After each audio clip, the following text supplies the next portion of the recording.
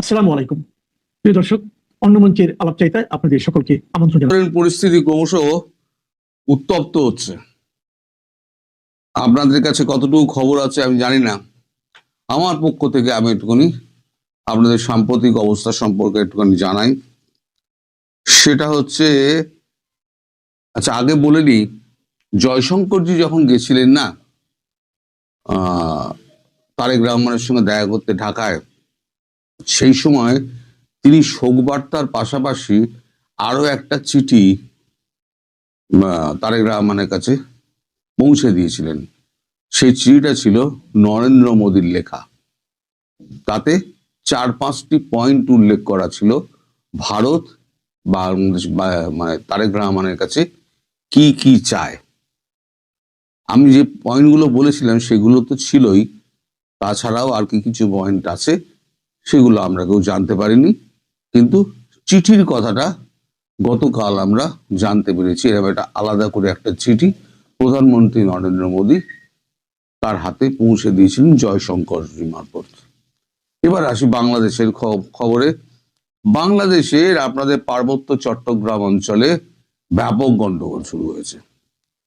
একদম ত্রিপুরা বাংলাদেশ সীমান্ত, পার্বত্য চট্টগ্রাম সীমান্ত অঞ্চল থেকে আপনার একদম টেকনাফ পর্যন্ত এখানে একটা জায়গা আছে, তার নাম হচ্ছে কুন্দিয়া।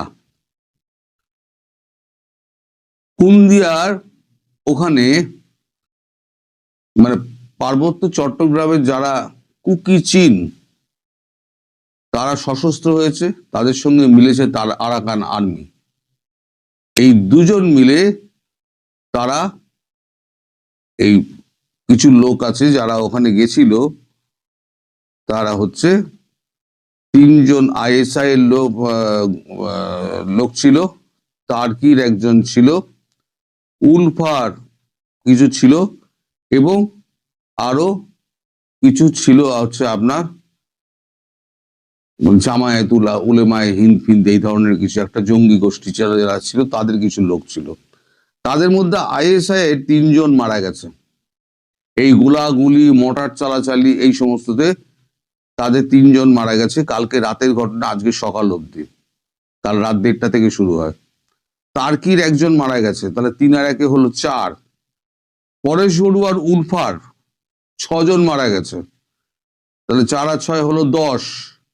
আর 2জন হচ্ছে এই যারা জঙ্গি যারা গেছিল অস্ত্রবস্ত্র নিয়ে, তাদের মধ্যে 2জন, টোটাল হচ্ছে 12 জন।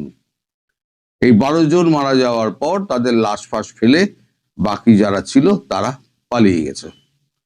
আর আজকে সকালবেলা টার্কির যত গোয়েন্দা বাহিনী ছিল এবং অন্যান্য লোক ছিল তারা সব ফিরে গিয়েছে, তারা আর বাংলাদেশের মধ্যে নেই। রয়ে গেছে কিছু আইএসআই, তারা হয়তো খুব শিগগির যাবে, কারণ তারেক রহমানের সঙ্গে যে কথাবার্তা হয়েছে তারেক রহমান সেই অনুযায়ী মোটামুটি কাজ করছে বলে মনে করা হচ্ছে, এখনো পর্যন্ত মনে করা হচ্ছে। এখানে আরাকান আর্মি প্রায় 5,000 লোক রয়েছে সশস্ত্র। 5,000 আর্মি বলা ঠিক হবে না, সশস্ত্র লোক রয়েছে আরাকান আর্মি, স্বঘোষিত আর্মি আর কি। তাদের কাছে প্রচুর অস্ত্র রয়েছে, এবং কুকি চীন যারা শান্তি বাহিনী করেছে তাদের কাছেও ইদানিং কিছু অস্ত্র তাদের কাছে এসছে, মডার্ন ওয়েপন। দুপক্ষের মধ্যে ঝামেলাটা তৈরি হয়েছে, কারণ এর আগে যখন এই গন্ডগোলগুলো শুরু হয় তখন এই সমস্ত সন্ত্রাসবাদীরা পার্বত্য চট্টগ্রামে গিয়ে ব্যাপক হামলা করেছিল, মারধর বা বাড়ি ঘর জ্বালাও এই সমস্ত আক্রমণ টাক্রমণ করেছিল। তারপরে থেকে এই শান্তি বাহিনী এরা আর কি একত্র হতে শুরু করে এবং প্রতিরোধ গড়ে তোলে। তাদের সঙ্গে মিলে গেছে, হাত মিলিয়েছে আরাকান আর্মি। এখন এই যে পার্বত্য চট্টগ্রাম একেবারে ত্রিপুরার ওই অঞ্চল থেকে একদম ফেনী পর্যন্ত এই অঞ্চলটা তারা স্বাধীন রাষ্ট্র ঘোষণা করার দাবিতে এখন মারপিট চালাচ্ছে, তাদের মানে স্বাধীনতার দাবিতে। তারা বলছে আমরা স্বাধীনতা চাই। এখন এই যে আপনাদের ওখানে একটা পোস্ট আছে, মানে সেনা পোস্ট আছে কাছাকাছি, টেকনাফের ওখানে একটা সেনা পোস্ট আছে। সেই সেনা পোস্টের সদস্য যারা সেনা সদস্য, তারা ওই ক্যাম্পের মধ্যেই ছিলেন। তারা গোলাগুলির শব্দ শোনা সত্ত্বেও তারা কিন্তু বেরোননি। তারা কিন্তু কোনোভাবেই দেশকে রক্ষা করতে পারছেন না। আরাকান আর্মি দেশের মধ্যে ঢুকে জলকেলি করে চলে যাচ্ছে বিডিআর সামনে, আপনার আর্মির সামনে কেউ কোনো বাধা দিতে পারছে না। এই নপুংসক আর্মিকে দিয়ে আপনারা দেশ রক্ষা করবেন ভাবছেন? আপনারা যে বলছেন সীমান্ত দিয়ে আপনারা এসে সেভেন সিস্টার দখল করে নেবে, কিন্তু আপনাদের এখানে সেভেন সিস্টার তো চিকেন নেক তো ছেড়ে দিন, আমরা চিকেনের যে গলা আছে, এই ঠ্যাং আছে, চিকেন লেগ, সেটাই তো এখন হাতছাড়া হওয়া শুরু হয়ে গেল। তো যাই হোক, এখন অবস্থা যেটা পৌঁছেছে সেটা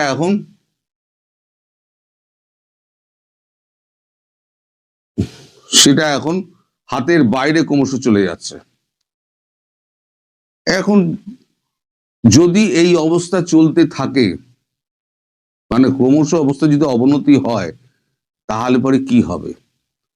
এদিকে শোনা যাচ্ছে যে ডক্টর ইউনূসের সঙ্গে সেনাকর্তা ওয়াকারুজ্জামান তার কোনো যোগাযোগ নেই এবং তিনি কারো কথা শুনছেও না। তিনি ডিরেক্ট যোগাযোগ করছেন একদম সিআইএ এর সঙ্গে।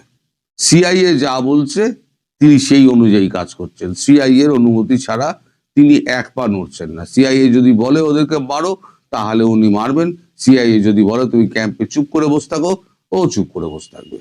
যদি ভারত এপাশ দিয়ে ঢোকে, রংপুর দিয়ে ঢোকে, চট্টগ্রাম দিয়ে ঢোকে, এই সুযোগে, এখন তো ভোলাটাইল পজিশন, এখন যদি ঢোকে তাহলে পরে কিন্তু আপনাদের বাংলাদেশের যে সেনাবাহিনী তারা কিন্তু ঘর থেকে বেরোবে না, ঠিক করে নিয়েছে। কারণ সিআইএ এখন অনুমতি দেবে না তাদের বেরোনোর জন্য, বললো তোমরা ক্যাম্পেই থাকো, ভারত যা করছে ভারত করুক।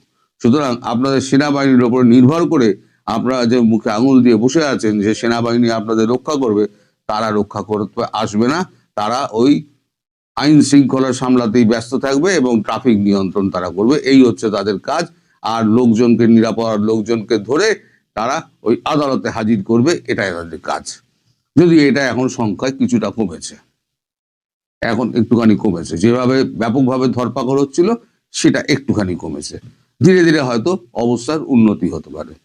তবে আশু সম্ভাবনা আপনার দেশের শান্তির কোন অবস্থা আমি দেখতে পাচ্ছি না।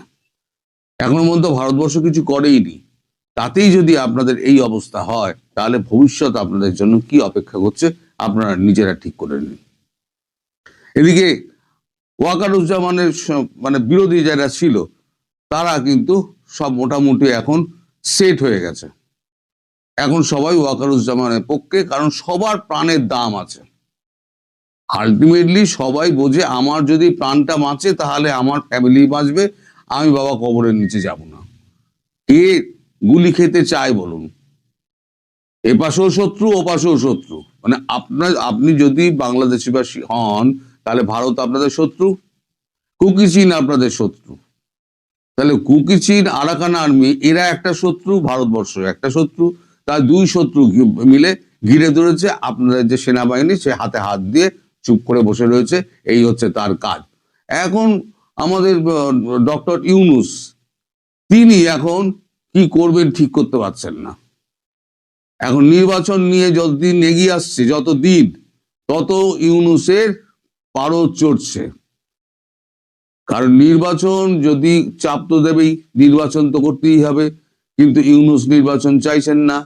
এখন এই নিয়ে উনি একটা জল ঘোলা পাকানোর চেষ্টা করছেন। আবার উনি ওই হাদি গ্রুপকে দিয়ে, ইনকিলাব মঞ্চকে দিয়ে আবার একটা হেউ তুলে দিয়েছেন যে আবার তোমরা অস্থির করো।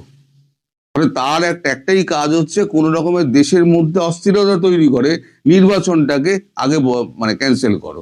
বলবে এই অবস্থার মধ্যে নির্বাচন তো হতে পারে না। আগামী দিনে আমার মনে হচ্ছে এই ইনকিলাব মঞ্চ 2-4 দিনের মধ্যে দেখবেন সারা বাংলাদেশ জুড়ে একটা তাণ্ডব করবে। তাণ্ডব করার পর তখনই ডক্টর ইউনূস বলবেন আর মাত্র 1 মাস 9 দিন বাকি আছে, কি 1 মাস 8 দিন বাকি আছে, এর মধ্যে নির্বাচনের সমস্ত কিছু সম্পন্ন করা, কাজ সম্পন্ন করা, এগুলো করা যাবে না। এটা নিজে মুখে না বলে নির্বাচন কমিশনারকে দিয়ে এটা বলাবেন, এটা আপনারা ধরে রেখে দিন। আর তখন ডক্টর ইউনূস আবার নিজে একটু নিশ্চিন্ত হয়ে বসবেন যে না, আরো কিছুদিন আমি রইলাম, যতদিন না পর্যন্ত একটা কিছু ফয়সালা হচ্ছে, মানে তার যাওয়ার ফয়সালা হচ্ছে। কোন দেশে তিনি যাবেন, ইরানের ভিডিওটা সকালবেলা করেছে, আপনারা দেখে নেবেন ইরানের কি অবস্থা। ইরানের পেজেশকিয়ান যে প্রেসিডেন্ট, তিনিও ভাগার তাল করছেন। খামেইনি, যিনি মোল্লা চরমপন্থী, যিনি আসল ধর্মগুরু, ওই ধর্মগুরু দেশ চালায়। তো যে মডেলটা বাংলাদেশ জামাত যে মডেলটা নেওয়ার চেষ্টা করেছিল, এখন আর সফল হবে না, সে চেষ্টা করেছিল, কিন্তু সেই মডেলটা ফেল করেছে।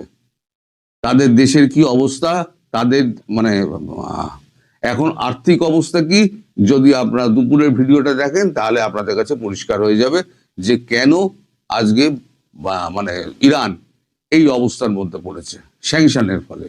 আপনাদের মুখের ওপরে কিন্তু একটা, ঘাড়ের ওপরে কিন্তু একটা স্যাংশনের খাড়াও ঝুলছে। কিন্তু আমি আগাম বলে দিচ্ছি, হয়তো 15-20 দিন কি 1 মাসের মধ্যে আপনারা কিন্তু স্যাংশনের মুখে পড়তে পারেন। এই খবরটা আমি